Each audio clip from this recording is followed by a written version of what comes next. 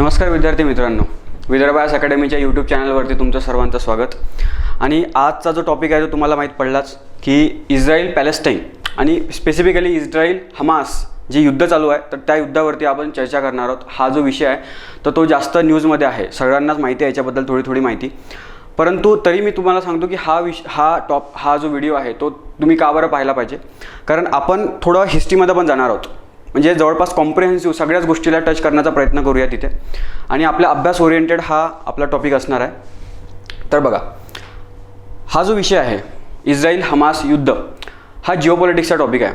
आणि जिओपॉलिटिक्समध्ये कुठलीही गोष्ट असू द्या विनाकारण घडत नाही, त्याच्यामागं काही ना काही कारणे असतातच. आणि ही जी घटना आहे याच्यामागे सुद्धा भरपूर सारी कारणे आहेत.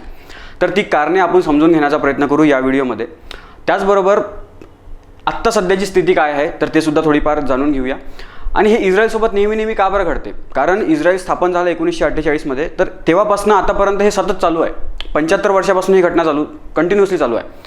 तर असे कोणते कारणं आहेत, का बरं त्याच्यामागचे हे जे रिझन आहेत ते समजून घेण्याचा या व्हिडिओमध्ये प्रयत्न करूयात.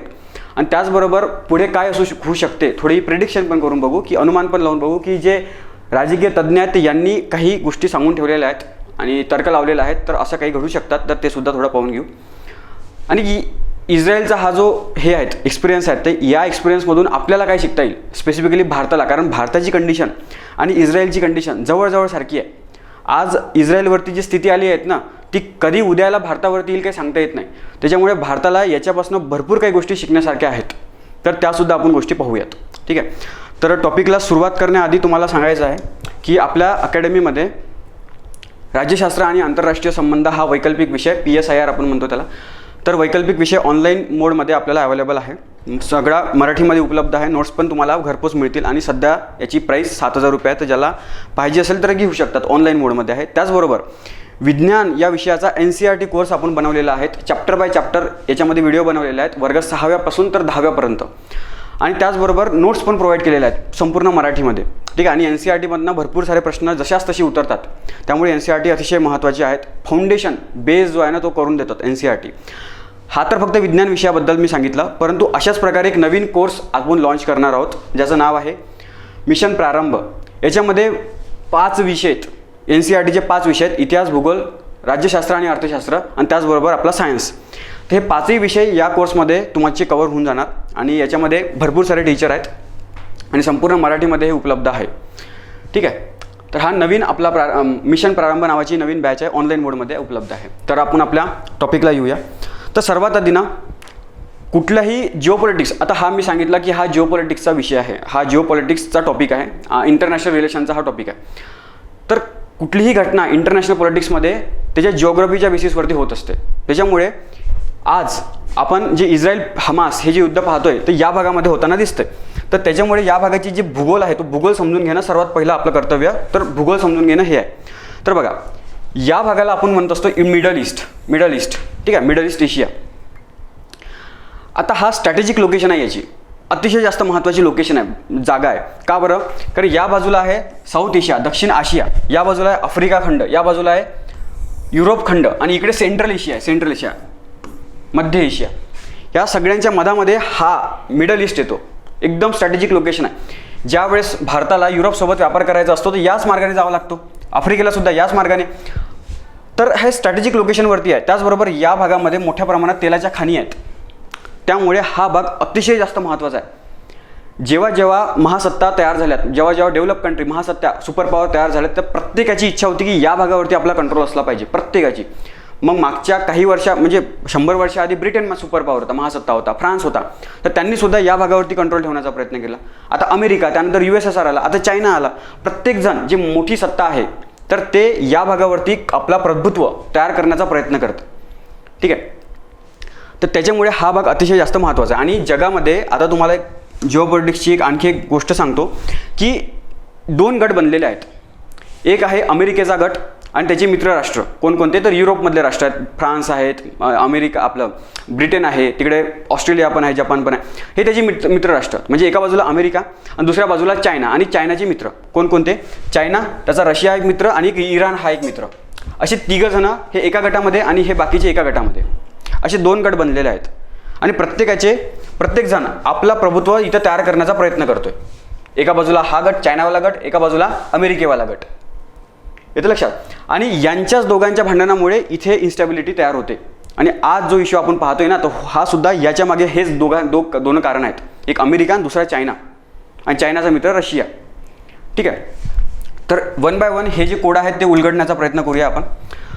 तर बघा, सर्वात आधी हा आहे मिडल ईस्ट. ज्या प्रकारे मी सांगितलं हा आहे मिडल ईस्ट. आणि मिडल ईस्टमध्ये सौदी अरेबिया इथे येतो, इराण हा इथे येतो. आता इराणचे वैशिष्ट्य असे की हे सगळे मुस्लिम राष्ट्र आहेत. ठीक आहे. इथे मुस्लिम धर्म, इस्लाम धर्म आहे. इस्लाम धर्मामध्ये 2 पंथ आहेत. एकाचं नाव आहे शिया आणि दुसऱ्याचं नाव आहे सुन्नी. आता सर्वात जास्त शिया इराणमध्ये राहतात. म्हणजे इराणमध्ये मोठ्या प्रमाणामध्ये शिया मुस्लिम राहतात आणि सुन्नी मुस्लिम सौदी अरेबियामध्ये सुन्नी मुस्लिम मेजॉरिटीमध्ये राहतात. आणि या दोघांमध्ये थोड्याफार भांडणं होतातच. ठीक आहे. शत्रुत्व असल्यासारखं आहे. तर याच कारणामुळे एक असं कारण आहे की शिया आणि सुन्नी असल्यामुळे इराण आणि सौदी अरेबिया यांचं काही पटत नाही. हे एकमेकांचे शत्रू आहेत. त्याचबरोबर सौदी अरेबिया अमेरिकेचा मित्रराष्ट्र आहे. तर आणि इराण जो आहे तो अमेरिकेचा शत्रू आहे. इराणसुद्धा अमेरिकेला शत्रू मानतो आणि अमेरिकासुद्धा इराणला शत्रू मानतो. ठीक आहे. तर त्याच्यामुळे हा अमेरिकेचा मित्र असल्यामुळे दुसरं पण कारण बनते की हे एकमेकांचे शत्रू होते. ठीक आहे. तर ही इथे एक जिओ पॉलिटिक्स आहे. त्याचबरोबर इथे टर्की, आता त्याचं नाव तुर्की बनलेलं आहे. तर इथे टर्की आहे. तर टर्कीसुद्धा मोठा राष्ट्र आहे या भागामधला. आणि हे सगळेचे सगळे इस्लाम राष्ट्र आहेत. आणि इस्लाम पॉप्युलेशन या भागामध्ये मोठ्या प्रमाणात राहते. सध्या हे जे 3 राष्ट्र आहेत ना, हे 3 राष्ट्र लीडर बनण्याचा प्रयत्न करतात की इस्लाम जे राष्ट्र आहे हे इस्लाम सगळे जे देश आहेत ह्या सगळ्या इस्लाम देशांचा लीडर मला बनायचा आहे. सध्या जर का पाहायचं झालं तर आपण म्हणू शकतो की सौदी अरेबिया हा याचा लीडर आहे. ठीक आहे. परंतु इराणला बनायचं आहे, तिकडे टर्कीला सुद्धा बनायचं आहे. तर यांच्यामध्ये ती कॉम्पिटिशन चालते की कोण लीडर बनणार. येतं लक्षात. तर हे एक आहे. ठीक आहे.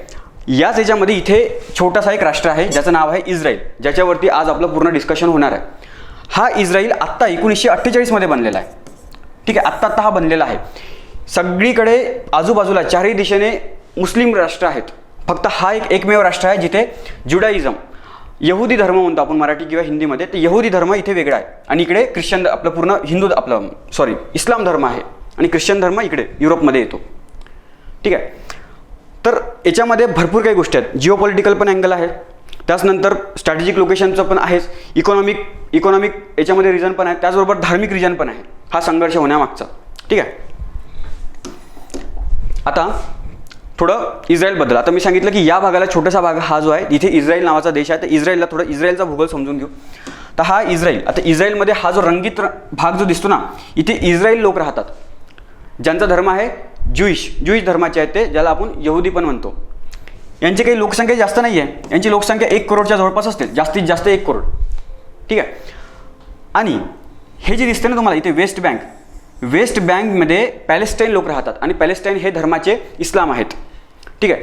आणि ही जी छोटीशी भाग दिसतो हा इथे याला आपण इंग्लिशमध्ये गाझा स्ट्रीप म्हणतो, मराठीमध्ये गाझा पट्टी. ठीक आहे.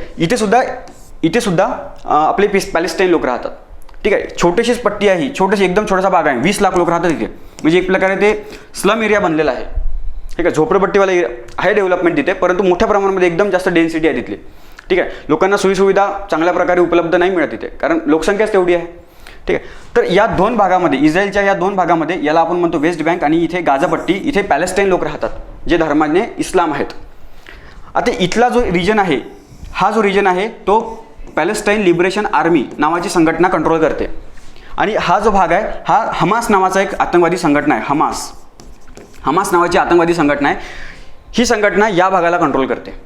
ठीक आहे. आणि आता जे मी तुम्हाला पहिलं जे हे स्लाईड दाखवली होती त्याच्यामध्ये ते होतं की 5000 रॉकेट एका टाईमला इस्रायलवरती टाकलेत. कोणी टाकलेत? या हमास नावाच्या आतंकवादी संघटनेने टाकलेत या गाझापट्टीवरून इकडे.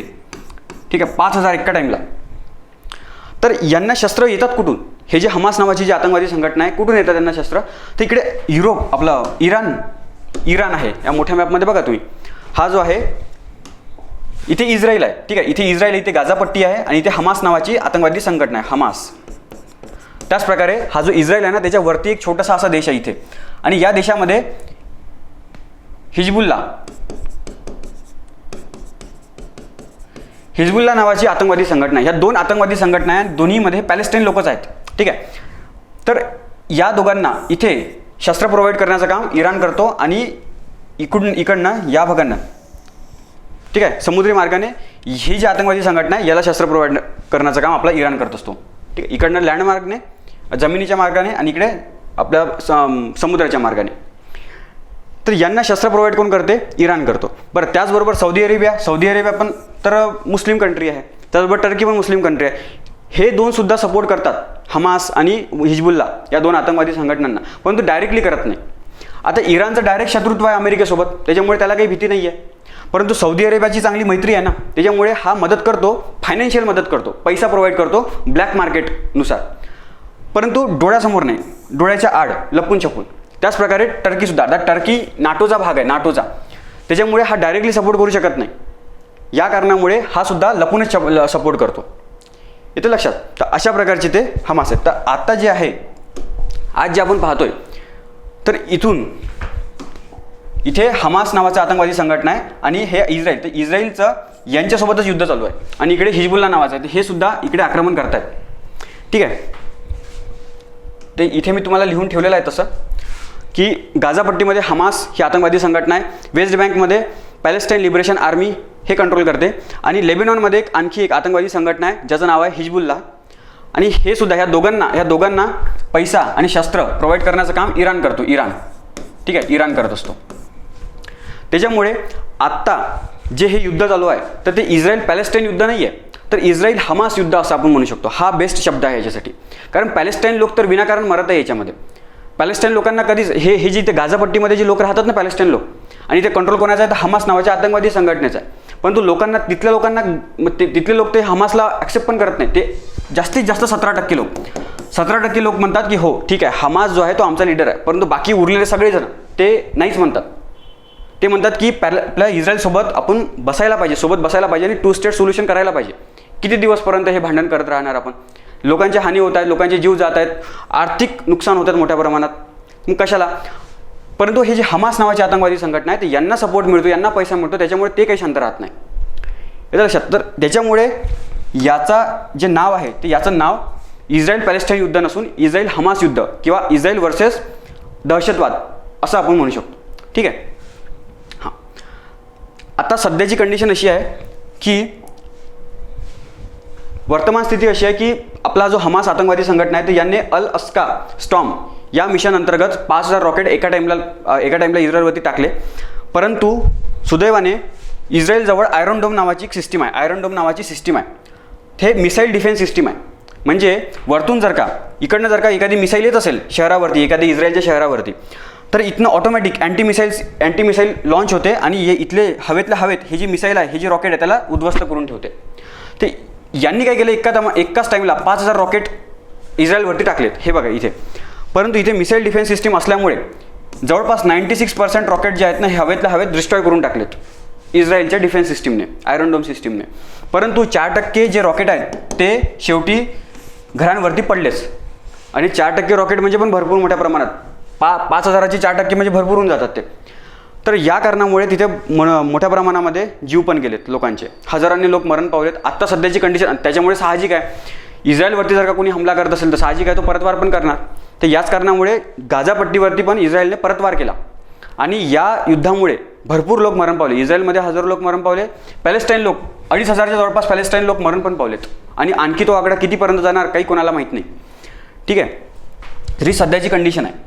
आता साहजिक आहे इस्रायलवरती हा आतापर्यंतचा त्याच्या इतिहासातला सर्वात मोठा हमला म्हणू शकतो आपण, जे आतंकवाद्यांनी केलेला आहे.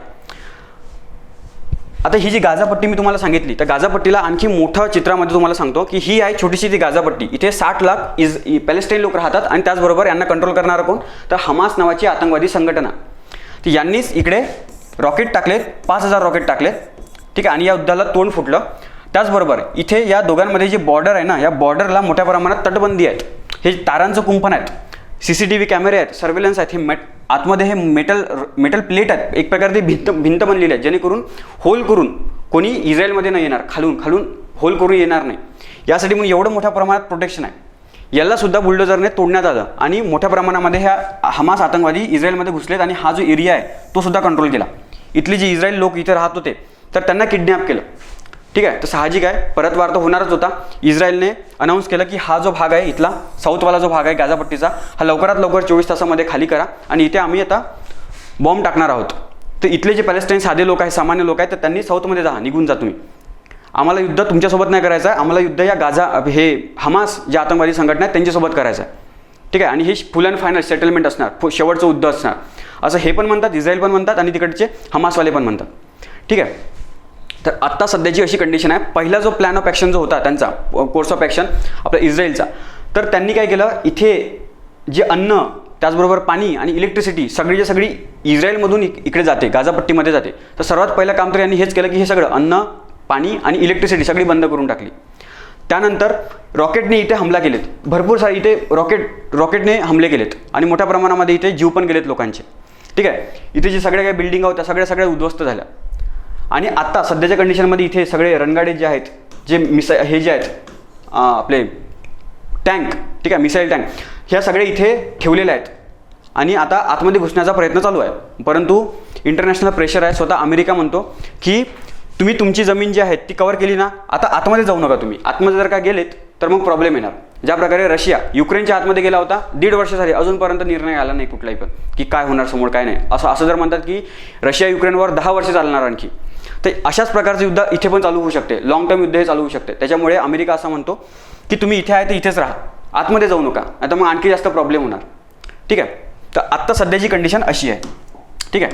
परंतु आपल्याला एवढंच पाहायचं आहे का? नाही, आपल्याला थोडं डिटेलमध्ये पाहायचं आहे की नेमकं हे जिओपॉलिटिक्स चालते कशी आणि नेमकं इस्रायलसोबत असं नेहमी का बरं होते, ठीक आहे. आता ज्या प्रकारे सांगितलं की हा मिडल ईस्ट आहे, इथे आपला इस्रायल आहे. इस्रायलला मोठ्या चित्रामध्ये, याला आपण मिडल ईस्ट म्हणतो, मिडल ईस्टला मोठ्या चित्रामध्ये असं आहे, हा सौदी अरेबिया, इराण एकमेकांचे शत्रू.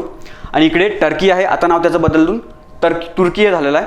आणि इथे जो आहे तो इस्रायल आहे, छोटासा देश, ठीक आहे. आणि याच इस्रायलला मोठ्या ह्याच्यामध्ये आपण इथे पाहतोय, ठीक आहे.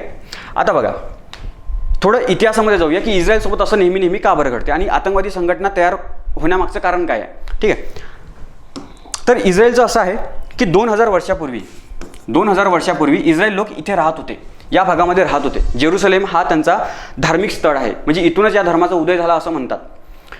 परंतु इसवी सन पूर्व 1ल्या शतकामध्ये ज्यूइश लोकांना इथून हाकलण्यात आलं आणि मग ते जगामध्ये जिथे जागा मिळेल तिथे ते गेलेत, भरपूर देशामध्ये. परंतु शेवटी मायनॉरिटीमध्ये, अल्पसंख्याक, त्याच्यामुळे त्यांच्यावरती हिंसा झाली, हिंसाचार झाला, त्यांच्यावरती भेदभाव झाला. तर पुढचे जे 2000 वर्ष म्हणजे आतापर्यंतचे 2000 वर्ष त्यांच्यावरती नेहमी हिंसाच झालेली आहे, ठीक आहे.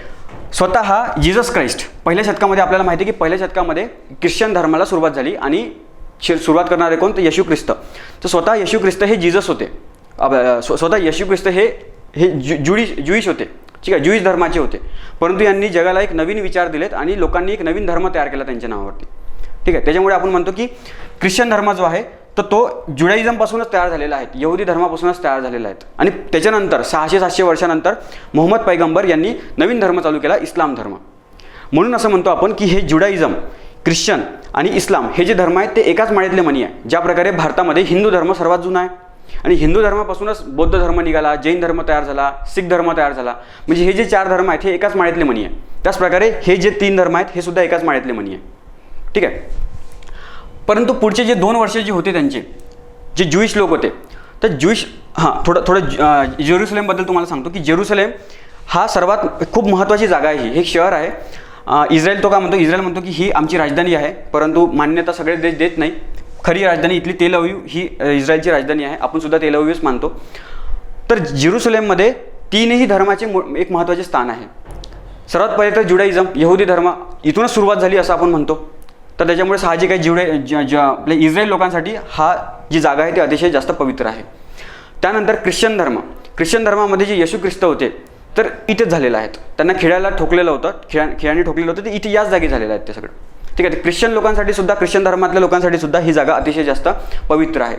त्यानंतर इस्लाममध्ये प्रोफेट मोहम्मद, तर हे जे आहेत मोहम्मद पैगंबर, तर हे स्वर्गामध्ये याच वाटेने गेलेले आहेत. तर त्याच्यामुळे अल अस्का मॉस्क इथे आहेत. अल अस्का मॉस्क जे अल अस्का मस्जिद आहे तर ते मक्का आणि मदिनानंतर 3ऱ्या नंबरची सर्वात महत्त्वाची मस्जिद आहे जगामधली. तर त्याच्यामुळे इस्लाम धर्म, ख्रिश्चन धर्म आणि ज्यूइश धर्म ह्या तिघांसाठी हे जे शहर आहे हे अतिशय जास्त महत्त्वाचं आहे, ठीक आहे.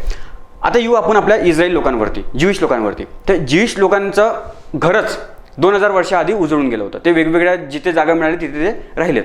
जर्मनीमध्ये बरेचसे ज्यूइश लोक राहिलेत. परंतु नंतर मग हळूहळू यांना समजलं की 1905 पासून त्यांनी असं ठरवलं की आतापर्यंत खूप झाली आपल्यावरती अत्याचार, खूप झाला. आता आपल्यासाठी ना एक इंडिपेंडंट देश असला पाहिजे, आपला स्वतःचा एक इंडिपेंडंट देश असला पाहिजे, तिथे फक्त आणि फक्त ज्यूइश लोक राहतील आणि सुखाने आपण जगू शकतो अशा प्रकारे. आणि कसा कुठे बनवायचा, तर जिथून आपल्याला हकलण्यात आलं होतं 2000 वर्ष आधी, तिथेच बनवायचा आपला देश.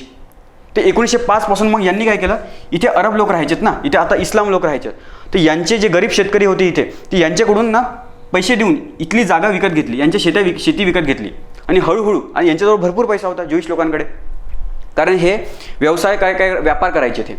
त्याचबरोबर इंटेलेक्च्युअल पण लोक भरपूर आहेत, खूप जास्त बुद्धिजीवी लोक आहेत. मोठ्या प्रमाणामध्ये नोबेल प्राईज तर ज्यूइश लोकांना भेटलेला आहेत. स्वतः आईन्स्टाईन ज्यूइश होते, ठीक आहे. तर बुद्धिजीवी तर खूप जास्त आहेत. ते व्यापार करायचे, त्याच्यामुळे यांना मोठ्या प्रमाणात प्रॉफिट व्हायचा, श्रीमंत पण मोठ्या प्रमाणात हे होते. त्याच्यामुळे हे जमीन विकत घेऊ आपला देश बनवण्याचा प्रयत्न यांनी 1905 पासून सुरुवात केली. त्याच्यानंतर 1940 पर्यंत हे जे इस्लाम हे जे अरब देश आहेत आजूबाजूचे, यांना हळूहळू थोडं समजू लागलं की आपल्या हातून हा जो सर्वात महत्त्वाचा हा जो भाग आहे पॅलेस्टाईन नावाचा, हा जातोय. परंतु हे जास्त काही करू शकले नाही, कारण इस्रायलला सपोर्ट कोणाचा होता, त्यावेळेसच्या महासत्ता अमेरिका, ब्रिटन, फ्रान्स ह्या ज्या महासत्ता आहेत यांचा सपोर्ट होता इस्रायलला. त्यांनी ह्या इस्रायल लोकांना पैसे प्रोव्हाइड केले, त्यांनी शस्त्र प्रोव्हाइड केले, आणि अरब लोकांना सुद्धा माहीत होतं ही गोष्ट, कारण ज्या अर्थी 2000 वर्ष ते सुखाने जगू शकले नाही, आता आपण एक इंडिपेंडंट देश बनवतो इथे, आजूबाजूला सगळे अरब देश आहेत, अरब मुस्लिम राष्ट्र आहेत, तर ते तर सुखाने जगू देणारच नाही, साहजिक आहे. त्याच्यामुळे शस्त्राशिवाय तर आपण इथे राहू शकत नाही, हे यांनाही समजलं होतं ज्यूइश लोकांना. त्याच्यामुळे हे आपली देश तर बनवू लागलेत आणि हळूहळू शस्त्र पण गोळा करू लागलेत, नवीन शस्त्र पण बनवू लागलेत. आणि ज्याची भीती होती तेच झालं. 1948 मध्ये 14 मे 1948 इस्रायलची स्थापना झाली. इस्रायल या नवीन देशाची स्थापना झाली, आणि ज्या दिवशी स्थापना झाली लगेच आजूबाजूचे देश आहेत ना, यांनी आक्रमण केले याच्यावरती, की नाही पाहिजे आम्हाला इथे इस्रायल, हा आमचा भाग आहे, फक्त इथे इस्लाम राष्ट्रच असणार, इथे पॅलेस्टाईन लोकांचं हे राज्य आहे, ठीक आहे. परंतु इकडे अमेरिकेचा सपोर्ट असल्यामुळे, ब्रिटनचा सपोर्ट असल्यामुळे इस्रायल हे युद्ध जिंकलं ह्या सगळ्यांविरुद्ध. ते हे झालं त्यांच्या इतिहासातलं पहिलं युद्ध. असे 4 युद्ध झाले. एक युद्ध कधी 1948 मध्ये, दुसरा नंबरचं युद्ध 1956 मध्ये. हे सुएझ कॅनल क्रायसिस म्हणतो आपण याला. थोडं इथे सांगतो मी तुम्हाला, या मॅपमध्ये हा आपला सौदी अरेबिया आहे, हा इराण आहे, इराक, सिरिया, इथे इस्रायल आहे आपला, आणि हा जो दिसतो ना, हा इजिप्त नावाचा देश आहे. आणि इथे इजिप्त नावाच्या देशामधून इथे सुएझ कॅनल जाते. हे असं कॅनल आहे जिथून व्यापारी मार्ग, सगळे जे मोठे मोठे व्यापार आहेत ना, समुद्र मार्गाने होत असतात. हे आपल्याला माहिती आहे, 95% व्यापार जो आहे तो समुद्र मार्गाने होतो. तर इथे सुएझ कॅनल हा सर्वात महत्त्वाचा इथे भाग आहे, स्ट्रॅटेजिक लोकेशन आहे. तर सुएझ कॅनल त्यावेळेस 1956च्या जवळपास ब्रिटनजवळ होतं, फ्रान्सजवळ होतं. परंतु इथे इजिप्तमध्ये एक नवीन सत्ता आली होती आणि नॅशनलिस्ट सत्ता आली होती. यांनी काय म्हणलं की नाही, हा आमच्या देशातून जातोय ना, हा आमचा भाग आहे ना, तर सुएझ कॅनलवरती सुद्धा कंट्रोल आमचा असायला पाहिजे. तर त्यांनी जबरदस्तीने घेऊन टाकलं. मग याच्या विरोधामध्ये ब्रिटन आला, तिकडून फ्रान्स आला, आणि इकडे इस्रायल तर होताच त्यांचा मित्र. ह्या तिघांनी मिळून याला परत घेतलं. परंतु अमेरिकेच्या प्रेशरमुळे, अमेरिकेच्या दबावाखाली यांना मागे हटावं लागलं, इस्रायलला, फ्रान्सला, ब्रिटनला. कारण आता सर्वात पॉवरफुल कोण होतं, जगाच्या महासत्ता कोण बनली होती, अमेरिका बनली होती, आणि दुसऱ्या बाजूला USSR, ठीक आहे. तर आता ह्या दोघांची चालती होती. आता हे ब्रिटन आणि फ्रान्स हे होते राजा, आधीच्या जंगलातले राजा होते हे, परंतु आता ते म्हातारे झाले, आता ते कमजोर झाले. आता राजा बदलले होते, अमेरिका आणि USSR, ठीक आहे. तर अमेरिकेच्या दबावाखाली यांना परत जावं लागलं. तर हे दुसरं युद्ध आहे, ठीक आहे. त्याच्यानंतर तिसरं युद्ध आहे, तिसऱ्या नंबरचं युद्ध आहे 1900, तुम्हाला दिसत नसेल तर इथे लिहितो मी. तिसऱ्या नंबरचं युद्ध 1966 मध्ये. याला 6 डे वॉर म्हणतो आपण. 6 डे वॉर, 6 दिवस युद्ध चाललं हे, फक्त 6 दिवस. परंतु इस्रायलच्या आजूबाजूचे जेवढे काही देश आहेत, इथे लेबनॉन येतो, सिरिया येतो, जॉर्डन येतो, इजिप्त येतो, इराक येतो, हे सगळे देश एका टाईमला ब्रिटनवर, आपलं हे जे इस्रायल आहे याच्यावरती आक्रमण केलं एकाच टाईमला.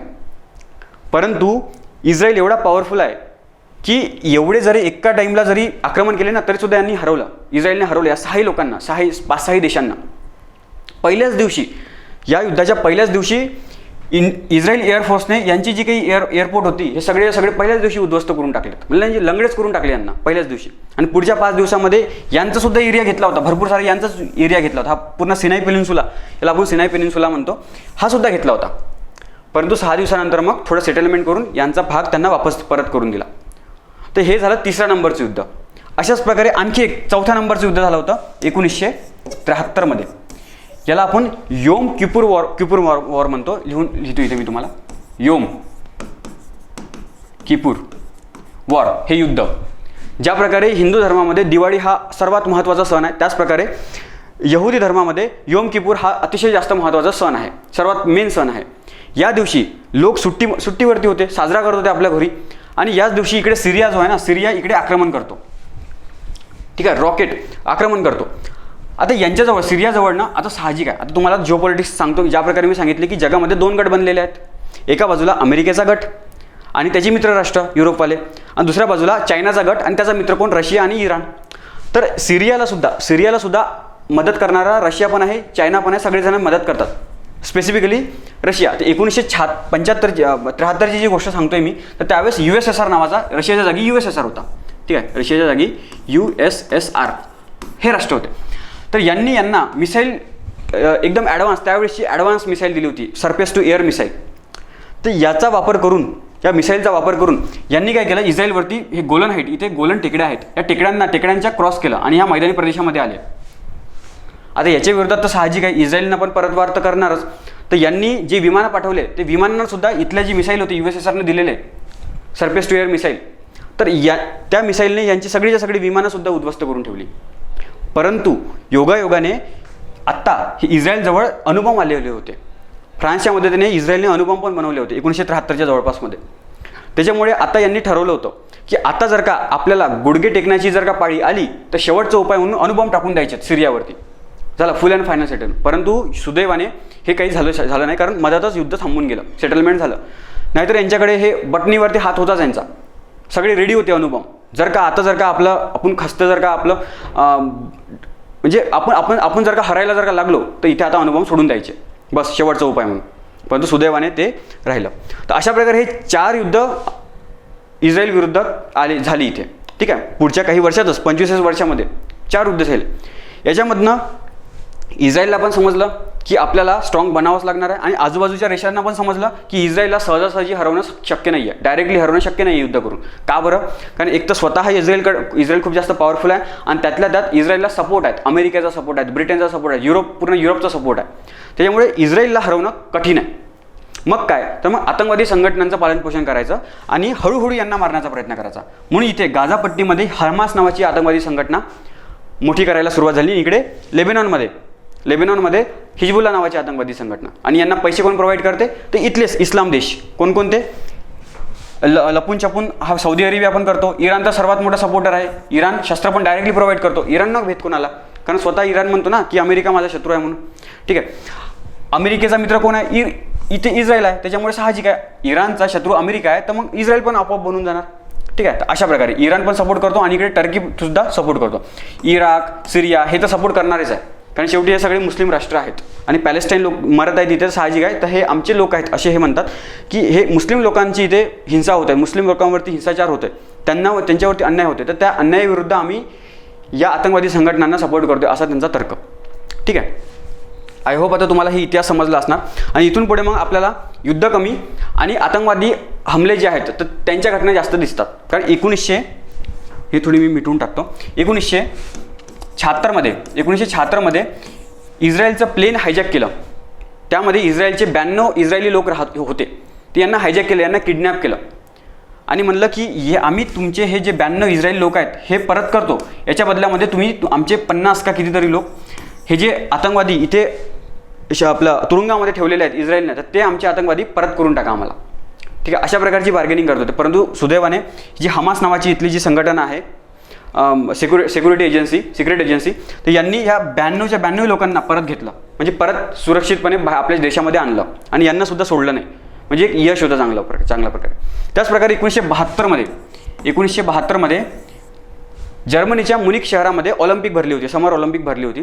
तर त्याच्यामध्ये इस्रायलचे पण मोठ्या प्रमाणात प्लेयर गेले होते. तर 2 प्लेयरला आतंकवाद्यांनी मारून टाकलं, आणि 9 जे इस्रायली प्लेयर होते त्यांना बंदिस्त केलं, त्यांना किडनॅप केलं, आणि त्याच्या बदल्यामध्ये आमचे 200 आतंकवादी जे आहेत ते सोडा अशी डिमांड केली यांनी. परंतु शेवटी ते जे हमास आहेत त्यांनी सगळं सेटलमेंट केलं. अशा प्रकारचे हे जे आतंकवादी जे हमले आहेत ना, हे आता हळूहळू दिसतातच. आणि आज जे आपण पाहतो की हमासने 5000 रॉकेट एका टाईमला इस्रायलवरती टाकलेले आहेत, हे सुद्धा याचाच भाग आहे. ठीक आहे, परंतु नेमकं आत्ताच का बरं घडलं, तर याच्या मागे थोडं कारणे आहेत. तर ही कारणे आता थोडं समजून घेऊ आपण. आता 2-3 पॉईंट आपले कव्हर झालेत की इतिहास पण आपण पाहिला की इस्रायलचा इतिहास काय होता. ठीक आहे. आता ज्या प्रकारे मी सांगितलं की जिओ पॉलिटिक्स कशा प्रकारे इथे चालत होती, की हा जो आहे या भागावरती इकडे अमेरिका पण कंट्रोल करू पाहतो आणि तिकडे चायनासुद्धा कंट्रोल करू पाहतो. त्याच्यामुळे अमेरिकेचे वेगळे प्लॅन आहेत. कोणकोणते प्लॅन आहेत? अमेरिका काय म्हणतो, अमेरिकेने सर्वात पहिले काम काय केलं, अमेरिकेने ज्यावेळेस डोनाल्ड ट्रम्प हा राष्ट्रपती होता अमेरिकेचा, तर इथे इस्राईल आणि इथे UAE आहे, या दोघांचे संबंध बनवून ठेवले.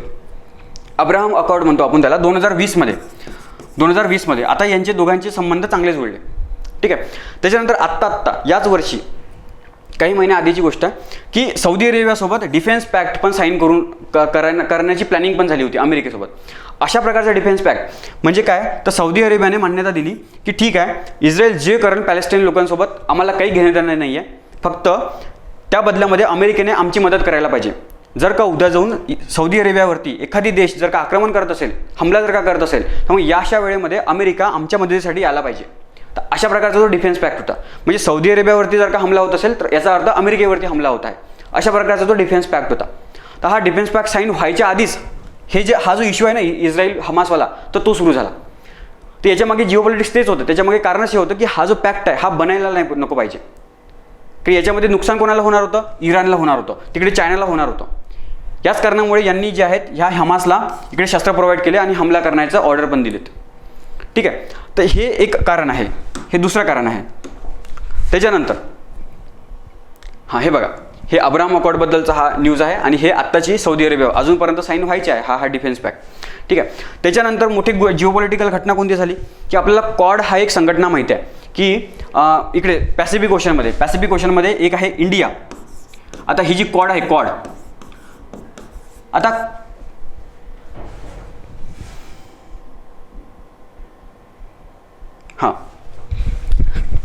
आता हे जे आहे तर जे पॅसिफिकमध्ये आहे, तर पॅसिफिकमध्ये 4 राष्ट्र आहेत. कोणकोणते? एक आहे आपला भारत, इंडिया, भारत आहे. ठीक आहे. एक आपला भारत, त्याच्यानंतर USA, अमेरिका, त्याच्यानंतर जपान आणि आपला ऑस्ट्रेलिया. तर हे राष्ट्र आहेत, हे 4 आहेत. हे याला आपण क्वाड म्हणतो. अशाच प्रकारचा क्वाड आता इकडे मिडल ईस्टमध्ये बनलेला आहे. त्याच्यामध्ये कोणकोणते देश आहेत? आपला भारत आहे, इकडे UAE आहे, UAE, इकडे इस्राईल आहे आपला, इस्राईल, आणि इकडे अमेरिका. असे 4 बनून असे एक नवीन क्वाड इथे बनलेला आहे. याला प्रॉपर नाव आहे I2U2. 2 आय आहे इथे. आय म्हणजे इंडिया आणि इस्राईल, U म्हणजे USA आणि UAE. अशा प्रकारचे हे 4 देशांनी मिळून एक नवीन क्वाड बनवलेला आहे. ठीक आहे. जेणेकरून या 4 देशांमध्ये इकॉनॉमिक कोऑपरेशन होणार. ठीक आहे. इकॉनॉमिक कोऑपरेशन, सहकार्य होणार यासाठी, म्हणून व्यापार वाढावा यासाठी म्हणून. तर हा सर्वात मोठा जिओपॉलिटिकल घटना होती. त्याच्यानंतरची सर्वात मोठी घटना कोणती, तर आत्ता G20 समिट आपल्या भारतामध्ये झाली, दिल्लीमध्ये, आणि एक नवीन प्रोजेक्ट इथे लॉन्च केलेला आहे. कोणी? तर अमेरिकेने. अमेरिका, इंडिया याच्यामध्ये मोठे स्टेक होल्डर आहेत. तर त्याचं नाव आहे IMEC, India Middle East Europe economic corridor. आणि असं म्हणलं जाते की मानवी इतिहासामधला हा सर्वात मोठा प्रोजेक्ट आहे. कारण हा जो प्रोजेक्ट आहे हा काय करू शकतो, तर पूर्ण जिओपॉलिटिक्स बदलू शकतो या रिजनची, की इथे कोणाकोणाला कनेक्ट होत आहे. भारताला मुंबई पोर्टपासून, तर हा एक प्रकारे व्यापारी मार्ग आहे. म्हणजे या मार्गावरती सगळ्या प्रकारचा व्यापार सुरळीतपणे होणार. म्हणजे पटपट झाला पाहिजे हा व्यापार. डॉक्युमेंटेशन कमी डॉक्युमेंटेशनमध्ये पटपट तो व्यापार झाला पाहिजे. याला आपण व्यापारी मार्ग, इकॉनॉमिक कॉरिडॉर म्हणतो. ठीक आहे. रेट टॅपिझम कमी होईल याने. तर याच्यामध्ये कोणकोणते देश आहेत, तर भारत आहे, त्याच्यानंतर UAE, त्याच्यानंतर सौदी अरेबिया, इस्राईल, आणि इकडे मग ग्रीसमध्ये गेलं की युरोपमध्ये आपण जातो. म्हणजे 3 मोठे जे रिजन आहे जगामधले, तर ते एक आहे एशिया खंड. एशियामध्ये स्पेसिफिकली साऊथ एशिया, दक्षिण आशिया, मिडल ईस्ट आणि युरोप, हे 3 मोठे रिजन जोडण्याचा प्रयत्न या कॉरिडॉरमधून होत आहे. त्याच्यामुळे हा आतापर्यंत सर्वात मोठा प्रोजेक्ट आहे असं म्हणलं जाते. ठीक आहे. याच्यामध्ये फायदा कोणाला होत आहे? भारताला मोठ्या प्रमाणामध्ये फायदा होतो आहे. त्याच्यानंतर इथून ज्यांच्या देशामधून हा कॉरिडॉर जातो आहे, म्हणजे UAE मधून जातो आहे, सौदी अरेबियामधून जातो आहे, इस्रायलमधून जातो आहे, ग्रीसमध्ये जातो, तर या देशांना सुद्धा मोठ्या प्रमाणामध्ये आर्थिक फायदा आहे. मोठ्या प्रमाणामध्ये हे पैसा छापणार आहेत. परंतु नुकसान कोणाचं आहे? तर चायनासारख्या देशाचं आहे. का बरं? कारण चायनाचा स्वतःचा एक इंडिपेंडंट हे होतं आणि प्रमोट पण केलं. हा एवढा महत्त्वाचा आहे की स्वतः इस्रायलचे पंतप्रधान बेंजामिन नेतन्याहू हे युनायटेड नेशनमध्ये उभे राहून हे सांगतात की हा एवढा महत्त्वाचा मिडल ईस्ट जो कॉरिडॉर आहे तो महत्त्वाचा आहे. ठीक आहे, ते प्रमोट पण करतात. स्वतः अमेरिकेचे राष्ट्राध्यक्ष जो बायडन यांनी पण म्हणून गेले होते की पुढच्या 2 महिन्यामध्ये यांच्यावरचं काम पण सुरू होऊन जाणार, एकदम फास्टमध्ये आपल्याला हे कव्हर करायचं आहे. ठीक आहे, एवढा महत्त्वाचा हा कॉरिडॉर होता. परंतु पोटात कोणाचे दुखलं, ज्यांना याच्यापासून नुकसान होणार होतं. कोणते देश, तर चायना, रशिया, इराण, टर्की यांना त्याच्यामधून नुकसान होत होतं. का बरं नुकसान होत होतं तुम्हाला समजून सांगतो. चायनाचा स्वतःचा बेल्ट अँड रोड इनिशिएटिव्ह हा एक मोठा प्रोग्राम आहे. हा सुद्धा व्यापारी मार्गच आहे. ठीक आहे, इकॉनॉमिक कॉरिडॉर आहेत. तर फॉर एक्झाम्पल हा एक मार्ग आहे चायनापासून, याचा जो आहे चायनामधून सुरुवात होते याची, तर इकडे अफगाणिस्तानमधून ते इराणमधून जाते. इराण नंतर मग इराक, सिरियामधून आपला टर्की आहे, टर्कीमध्ये जाते आणि टर्कीमधून इकडे रशियामध्ये जातो. हा व्यापारी मार्ग आहे आणि जिथून व्यापारी मार्ग जातो त्या देशांना फायदा होतो, याच्यामध्ये दुमत नाही. आता याच्यामध्ये कोणाकोणाला फायदा होणार होता, चायनाला फायदा होणार होता मोठ्या प्रमाणात, त्याच्यानंतर इराणला फायदा होणार होता, टर्कीला फायदा होणार होता, रशियाला फायदा होणार होता. या 4 राष्ट्रांना मोठ्या प्रमाणामध्ये फायदा होणार होता आणि इथून मग पुढे युरोपमध्ये जाणार होता हा पूर्ण व्यापार. ठीक आहे, आणि त्याचप्रकारे इकडे चायना पाकिस्तान इकॉनॉमिक कॉरिडॉर पण आहे. पण सध्या हे चायनाचं जे इकॉनॉमिक हे बेल्ट अँड रोड इनिशिएटिव्ह आहे तो थोडा स्लो डाऊन झालेला आहे. मोठ्या प्रमाणात त्याच्या मागे कारणे आहेत, तो नंतरचा एक टॉपिक आहे, नंतर कधीतरी डिस्कस करू आपण. परंतु आता काय होऊन राहिलं, आणि त्याचप्रकारे हे एक सांगितलं मी तुम्हाला, एक चायनाचा इकॉनॉमिक कॉरिडॉर, त्याचप्रकारे एक नॉर्थ साऊथ इकॉनॉमिक कॉरिडॉर हा एक कन्सेप्ट होता जो मुंबईपासून चालू होणार होता, इकडे इराणमध्ये जाणार आणि इराणमधून इकडे रशियामध्ये जाणार, रशियामधून मग इकडे जाणार. म्हणजे याला आपण म्हणतो नॉर्थ साऊथ इकॉनॉमिक कॉरिडॉर. आणि हा चायनाचा बेल्ट अँड रोड इनिशिएटिव्ह. याच्यामध्ये कोणाकोणाला फायदा, रशियाला, इराणला, या 4 राष्ट्रांना मोठ्या प्रमाणात फायदा होणार होता. परंतु मधातच एक नवीन कन्सेप्ट आला, कोणता, तर IMEC, India, Middle East, Europe economic corridor. आता याच्यामुळे काय झालं, लोकांचा याच्यावरती जास्त ट्रस्ट आहे, या भागावरती या मार्गावरून जास्त प्रमाणामध्ये व्यापार होणार आहे हे यांना पण समजलं. आणि ज्या वेळेस हा मार्ग चालू होणार तर यांचे तर मोठ्या प्रमाणातून नुकसान होणार आहे, आर्थिकदृष्ट्या नुकसान होणार आहे. त्यामुळे यांना हा पूर्ण होऊ द्यायचा नव्हता. ठीक आहे, आता साहजिक आहे, आपलं जर का नुकसान होत असेल तर साहजिक आहे ते पाय खेचणं चालूच राहते. आता बेल्ट अँड रोड इनिशिएटिव्हमध्ये अमेरिकेचं नुकसान होतं, तर अमेरिकेने काय केलं, बेल्ट अँड रोड इनिशिएटिव्ह नाही झाला पाहिजे म्हणून मोठ्या प्रमाणात प्रयत्न केले. तर साहजिक आहे चायनासुद्धा तेच करतोय आता अमेरिकेसोबत सुद्धा. तर हे जिओ पॉलिटिक्समध्ये हे एक आहेच, हे कॉमन गोष्ट आहे, हे होतच असते. तर हे सगळे कारणं आहेत, या सगळ्या कारणांमुळे आपल्याला आज ह्या ज्या घटना आहेत त्या घडताना दिसतात. ठीक आहे, हां. आता बघा, आता याच्यामध्ये सर्वात मोठं नुकसान कोणाला होणार होतं, तर रशियाला, चायनाला आणि इराणला, कारण यांचे स्वतःचे बेनिफिट आहे मिडल ईस्टमध्ये कंट्रोल ठेवणं. का बरं म्हणतोय असं, तर कारण बघा, चायनाची इकॉनॉमी ज्या तेलावरती चालते ते तेल मिडल ईस्टमधून येते. ठीक आहे, तर चायनासाठी मिडल ईस्ट यासाठी महत्त्वाचं आहे. त्याचबरोबर चायनामध्ये ज्या मोठ्या मोठ्या कंपन्या आहेत तर त्या कंपन्या वस्तू बनवतात, ते वस्तू विकणार कुठे, तर त्यापैकी एक मोठं मार्केट मिडल ईस्ट पण आहे. त्यासाठी सुद्धा चायनासाठी हा मिडल ईस्ट महत्त्वाचा आहे. ठीक आहे, त्याचबरोबर चायनाचा इथे या भागामध्ये, चायनाच्या या भागामध्ये काही मुस्लिम लोक राहतात. ठीक आहे, झिंगजियांग प्रोव्हिन्समध्ये. तर इथे असंतोष नको वाढायला, त्यासाठी म्हणून जे मुस्लिम राष्ट्र आहेत त्या मुस्लिम राष्ट्रासोबत चायना आपले संबंध चांगले प्रस्थापित करण्याचा प्रयत्न करतो, की जेणेकरून आपल्याला तो प्रॉब्लेम नाही झाला पाहिजे. कारण भारताला तसाच प्रॉब्लेम होतो ना, काश्मीरमध्ये एखादी मिलिटरी ऑपरेशन झालं किंवा कुठे पण मिलिटरी ऑपरेशन झालं की मग अरब जे देश आहेत OIC कंट्री हे बोटं मोडतात आपल्या नावावरती, भारताच्या नावावरती. तर त्याप्रकारे आपल्या चायनासोबत नको व्हायला, यासाठी म्हणून चायनाला या देशांसोबत आपले संबंध चांगले ठेवायचे आहेत. ठीक आहे, हे तिसरं कारण. ठीक आहे, आणि त्याचबरोबर जिओ पॉलिटिक्स, कारण आता अमेरिकेची जागा चायनाला घ्यायची आहे. चायनासुद्धा आता अमेरिकेच्या लेवलनी आलेला आहे. आतापर्यंत ज्या प्रकारे जंगलाचा राजा एक नसतो आपल्या अनंत काळासाठी, याच्या आधी ब्रिटन होता, याच्या आधी फ्रान्स होता, ब्रिटन होता, पण तो त्याच्यानंतर मग अमेरिका बनला, USSR बनला आणि आता चायनाची बारी आहे. ठीक आहे, तर त्यामुळे साहजिक आहे, तर चायना पण आपला जो इन्फ्लुएन्स आहे तो वाढवण्याचा प्रयत्न करतो. तर त्याच्यामुळे चायनासाठी हा जो भाग आहे हा अतिशय जास्त महत्त्वाचा आहे. ठीक आहे, त्याचप्रकारे रशियाला सुद्धा हा भाग महत्त्वाचा आहे. का बरं, कारण रशिया ज्या प्रकारे इथे मी सांगितलं की इथे ऑइल आहे, ऑइल मोठ्या प्रमाणामध्ये आपल्याला मिळते, क्रूड ऑइल मिळते, नॅचरल गॅस मिळते, रशियामध्ये सुद्धा मिळते. परंतु हे ऑइल प्राइजेस जे आहे ते मेंटेन राहावेत. आता याच्यावरती सगळी कमाई आहे रशियाची सुद्धा आणि या मिडल ईस्टमधले जे देश आहेत यांची सुद्धा. तर ही जी प्राईज आहे आपली तेलाची, नॅचरल गॅसची, तर हे मेंटेन राहावी यासाठी म्हणून हा जो भाग आहे या देशांसोबत आपले संबंध चांगले असावेत असं रशियाला वाटते. त्याचबरोबर हे जे आतंकवादी जे आहेत, आतंकवादी जे इन्फ्लुएन्स आहे तो आपल्या भागामध्ये नको यायला, यासाठी म्हणून या भागावरती कंट्रोल ठेवणं गरजेचं आहे रशियाला. आणि जिओपॉलिटिकल अँगल तर आहेच आहे, कारण अमेरिकेचा दुश्मन कोण आहे? आपला रशिया आहे. तर साहजिक आहे, जिथे अमेरिका आलेला आहे तिथे रशिया येतो. ठीक आहे. आणि आता चायना पण येत आहे. ठीक आहे. तर हे रशियाची काही गोष्टी आहेत, इंटरेस्ट आहे इथे. आणि त्यानंतर इराण नावाचा एक देश आहे इथे. इराणचा पण एक स्वतःचा एक इम्पॉर्टन्स आहे. कारण इराण काय म्हणतो, मी तुम्हाला सांगितलं की या भागामध्ये इन्फ्लुएन्स कोणाचा असणार? या 3 राष्ट्रांमध्ये कॉम्पिटिशन चालू आहे. एक इराण, एक सौदी अरेबिया आणि इकडे टर्की. ठीक आहे. त्याच्यामध्ये इराण काय म्हणतो की या भागाचा मला लीडर व्हायचा, कारण लीडर झालं की इकॉनॉमिक बेनिफिट होतात. आता अमेरिकेनं पाहा तुम्ही, अमेरिका जगाचा लीडर आहे, भरपूर वर्षापासून लीडर बनलेला आहे. त्याची अर्थव्यवस्था बघा तुम्ही, एकदम टॉपवरती गेलेली आहे. तर त्याचा फायदा होतोच. ती इथे सुद्धा या भागाचे लिडरशिप मी करणार म्हणून इराण हा समोर करतोय. ठीक आहे. हे सौदी अरेबिया पण करतो. ठीक आहे. त्याच्यामुळे हे जे 3-4 राष्ट्र आहेत या प्रत्येकाचे आपापले बेनिफिट आहेत. त्याच्यामुळे यांना वाटते की इथे अमेरिकेचा इन्फ्लुएन्स नको व्हायला, इथे आपला इन्फ्लुएन्स असला पाहिजे. आणि दुसरीकडे अमेरिकेला काय वाटतो की इथे चायनाचा, रशियाचा इन्फ्लुएन्स नको, आपला इन्फ्लुएन्स असला पाहिजे, जेणेकरून आपल्याला फायदा झाला पाहिजे, आर्थिक फायदा. येतं लक्षात? तर त्याच्यामुळे इथे 2 गट पडलेले आहेत. त्याच्यामुळे एका बाजूला चायनासुद्धा प्रयत्न करतो आणि दुसऱ्या बाजूला रशियासुद्धा प्रयत्न करतो आणि तिकडे अमेरिका पण प्रयत्न करतो. ठीक आहे. आता अमेरिकेला इथे इन्स्टॅबिलिटी येणं गरजेची होती. ठीक आहे. आता इथे इन्स्टॅबिलिटी येणं रशियासाठी गरजेची होती. का बरं? कारण 1.5 वर्षापासून रशिया युक्रेनसोबत युद्ध करत आहे. 1.5 वर्षापासून मोठ्या प्रमाणामध्ये आर्थिक नुकसान झालं आणि सगळ्या जगाचं लक्ष इकडेच आहे. जिथे तिथे रशिया आणि युक्रेनच दिसतो. तर रशियाला ना हे जे लोकांचं, हे जगाचं जे लक्ष आहे ते रशिया युक्रेनपासून दूर हटवायचं होतं. ठीक आहे. आणि एक चान्स मिळाला. कोणता?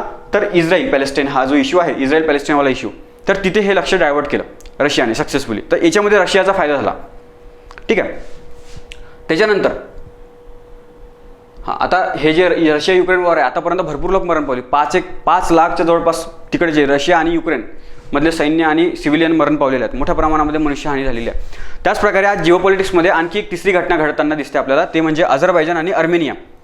हे कुठे देश आहेत हे या मोठ्या मॅपमध्ये तुम्हाला दाखवतो. हे बघा, इथे या भागामध्ये हे देश आहेत. या भागामध्ये हे आहेत अझरबैजान आणि अर्मेनिया. ठीक आहे. इथे सुद्धा इस्लाम आणि ख्रिश्चन अशा प्रकारचे हे वादविवाद दिसतात आपल्याला. तर इथे नागार्नो काराबाग हा जो रिजन आहे ना, या रिजनवरती कंट्रोल आपला यावा यासाठी म्हणून हे 2 देश एकमेकांसोबत युद्ध करतात. आणि याच्यामध्ये सुद्धा फक्त हे 2च देश नाही आहेत, याच्यामध्ये पण मोठ्या प्रमाणात वेगवेगळे देश आलेले आहेत. अमेरिका पण आहे, रशिया पण आहे, चायना पण आहे, पाकिस्तान पण आहे, टर्की पण आहे. ठीक आहे. इराण पण आहे. ठीक आहे. इव्हन स्वतः आपला भारत देश सुद्धा अर्मेनियाला सपोर्ट केल्यासारखा करतो. ठीक आहे. वेपन सुद्धा प्रोव्हाइड करतो. येतं लक्षात? अशा प्रकारे हे जिओपॉलिटिकल घटना सध्या तरी चालू आहे. आणि याचाच चान्स पाहून आता चायनासुद्धा, आता आपल्याला हे सुद्धा ऐकलं असणार तुम्ही की चायनासुद्धा हा जो तायवान आहे आपला तर तायवानला घेण्याचा प्रयत्न पुढच्या 1-2 वर्षामध्ये करू शकतो असा अंदाज लावला जातो वैज्ञानिकांकडून, जे राजकीय तज्ज्ञ आहेत राज्यशास्त्रामधले, इंटरनॅशनल पॉलिटिक्समधले. तर ते असं तर्क लावतात की काही वर्षामध्ये 1-2-3 वर्षामध्ये तायवानवरती चायना आक्रमण करून हा कब्जा करणार. परंतु त्याला अमेरिकेला गुंतवायचा आहे दुसऱ्या ठिकाणी. आता गुंतलेला पण आहे. एका बाजूला रशिया युक्रेन वॉरमध्ये गुंतलेला आहे अमेरिका, आणि आता नवीन चालू झालं इस्रायल आणि पॅलेस्टाईन. त्याच्यामुळे तिथे सुद्धा गुंतलेला आहेत. त्याच्यामुळे आता अमेरिका जास्त लक्ष इथे देऊ शकणार नाही. तर त्याच्यामुळे चायनाला आता एक चांगला चान्स भेटलेला आहे. त्याच्यामुळे असं म्हणलं जातं की पुढच्या काही वर्षामध्ये कदाचित चायना तायवानवरती आक्रमण करून तायवानला घेऊ शकतो. ठीक आहे. म्हणजे पहा तुम्ही, जिओपॉलिटिक्समध्ये आता जगामध्ये ना खूप मोठ्या घटना घडताना दिसत आहे. स्वतः 3 घटना तर ऑलरेडी चालू आहे. एक रशिया युक्रेन वॉर, तिकडे अर्मेनिया अझरबैजान वॉर, त्याच्यानंतर इस्रायल पॅलेस्टाईन वॉर. हे मोठ्या घटना आहेत. फक्त इथे 2-2 देशच नाही आहे, सगळेच देश इन्व्हॉल्व्ह झालेला आहे. स्वतः भारत इस्रायलच्या बाजूने गेलेला आहे की स्वतः पंतप्रधानांनी ट्विट करून सांगितलं की आम्ही इस्रायलला सपोर्ट करतो. ठीक आहे. आणि हे जे आतंकवादी हमला झालेला आहे तर त्याचं कंडेम करतो, स्वतः प्राईम मिनिस्टरने म्हणलेलं आहे. याचं लक्षात, म्हणजे प्रत्येक 1-2च देश नाही त्याच्यामध्ये, आता सगळं जग इन्व्हॉल्व्ह झालेलं आहे या घटनांमध्ये. आणि आता 4थी घटना घडू शकते. कोणती? तर तायवानवरती आक्रमण करून चायना कदाचित करू शकतो. म्हणजे याच्यामधनं एक गोष्ट समजायला येते की पूर्ण जग जे आहे ते जग आता 3ऱ्या महायुद्धाकडे जाताना दिसत आहे. आता तर असं खूप म्हणलं जाते की जगाने 2 महायुद्ध पाहिलेत आणि 3रं महायुद्ध होणारच नाही असं आपण म्हणतो. का बरं होणार नाही? कारण आता 9 देशांजवळ न्यूक्लिअर बॉम्ब आहे, आणि न्यूक्लिअर बॉम्ब एवढ्या मोठ्या प्रमाणात आहे आणि एवढे पॉवरफुल आहेत की पृथ्वीला कितीतरी वेळा मारू शकते. एवढे पॉवरफुल आहे. हिरोशिमा नागासाकी आपण तर एक्झाम्पल पाहिले, परंतु ते 70 वर्ष आधी 75 वर्ष आधी होऊन गेलेले बॉम्ब आहेत. ते आता त्याच्यापेक्षा 1000 पटीने जास्त स्ट्रॉंग बनलेले बॉम्ब आहेत. त्याच्यामुळे आता खूप जास्त हिंसकपणा होऊ शकतो. स्वतः आपले आईन्स्टाईन असे म्हणून गेलेत की त्यांना कोणीतरी विचारलं की 3रं महायुद्ध होणार का? तर आईन्स्टाईन असे म्हणतात की मला माहीत नाही तिसरं महायुद्ध होणार की नाही होणार, परंतु एक तर गोष्ट कन्फर्म आहे की चौथं महायुद्ध जे होईल ना तर ते दगडगोट्यांनीच होणार, कारण काही उरणारच नाही आहे तिसऱ्या महायुद्धामध्ये. कारण तिसरं महायुद्ध जर का झालं तर ते न्यूक्लिअर वेपन्सनी होणार आहे आणि काहीच उरणार नाही मग जर का झालं तर. ठीक आहे, तर त्याच्यामुळे आतापर्यंत आपल्याला वाटत होतं की तिसरं महायुद्ध नाही होणार की ते पॉसिबल नाही आहे, परंतु आत्ताचे जे समीकरणं दिसत आहेत ना आपल्याला बनणारी हे जे जिओपॉलिटिकल इक्वेशन दिसत आहेत त्याच्यामधनं समजत आहेत की आता जगाचे 2 डिव्हिजन होताना दिसत आहेत आपल्याला, आणि कदाचित हाच तो स्ट्रायकिंग पॉईंट असू शकते की तिसऱ्या महायुद्धाला सुरुवात होईल. याच्यामध्ये मध्यभागी भारत आहे. भारत प्रयत्न करतोय की हे जे भांडणं आहे हे मिटवण्याचे. G20 समिट, आता म्हणलं जात होतं की इथे कन्सेन्सस बिल्डअप होणार नाही, तरीसुद्धा भारताने कन्सेन्सस बिल्डअप करून दिला. याच्यामधनं भारताचा सक्सेस समजते, भारताचे प्रयत्न समजते की भारताला ह्या जगाला एकत्र ठेवायचं आहे. त्याच्यामुळे भारताचं एक महत्त्व आहे या जिओपॉलिटिक्समध्ये. त्याच्यामुळेच तर म्हणतो भारत की युनायटेड नेशन सिक्युरिटी काउन्सिलमध्ये एक परमनंट मेंबरशिप भारताला मिळाली पाहिजे, तरच या जगाचं भविष्य प्रगतशील आहे, नाहीतर अन्यथा हा जग कुठे जाणार काही म्हणजे पूर्ण अंधार आहे पुढे. ठीक आहे, तर अशा प्रकारे हे सगळं थोडं कॉम्प्रिहेन्सिव्ह आपण बघण्याचा प्रयत्न केला. तर वेगवेगळे टॉपिकला आपण हात लावण्याचा प्रयत्न केला. आता एक शेवटचं असं आहे की आपल्याला काय शिकण्यालायक आहे हे जी इस्रायल पॅलेस्टाईन वॉर आहे त्याच्यामधून आपण काय शिकू शकतो. तर सर्वात पहिले तर आहे की इस्रायलची जी कंडिशन आहे ना तीच कंडिशन आता भारताची सुद्धा आहे. इस्रायलच्या आजूबाजूला सगळे दुश्मन राष्ट्र आहेत त्याचे. त्याचप्रकारे भारताच्या आजूबाजूला सुद्धा दोन दुश्मन आहेत आपले, दोन शत्रू आहेत. एक आहे पाकिस्तान आणि दुसरा आहे चायना. दोन्हीसोबत आपले बॉर्डर डिस्प्यूट आहेत. इकडे पाकिस्तान ऑक्युपाईड काश्मीर हा जो भाग आहे तो पाकिस्तानने चायनाला देऊन दिलेला आहे, तसा ॲक्च्युली तो भारताचा आहे. इकडे अक्साई चीन चायनाने घेतलेला आहे. त्याचप्रकारे असं म्हणतो की ते हा जो अरुणाचल प्रदेश आहे तो सुद्धा चायनाचा भाग आहे. तर याच कारणामुळे पाकिस्तानासोबत पण 2-4 एक युद्ध झालेली आहे आपली, चायनासोबत पण झालेली आहे युद्ध, अजून पण छोट्या मोठ्या झटपटी ते होतातच. तर उद्या जाऊन ज्या प्रकारे इस्रायलवरती एका टाईमला हे आतंकवादी संघटनांनी 5000 रॉकेट टाकली, त्याचप्रकारे भारतावरती सुद्धा अशाच प्रकारची वेळ येऊ शकते. आणि भारताजवळ तशा प्रकारची आयरन डोम सिस्टीम पण नाही आहे ज्या प्रकारे इस्रायलजवळ आहे. इस्रायलजवळ ॲडव्हान्स वेपन आहेत, भारताजवळ नाही आहे तेवढे ॲडव्हान्स वेपन.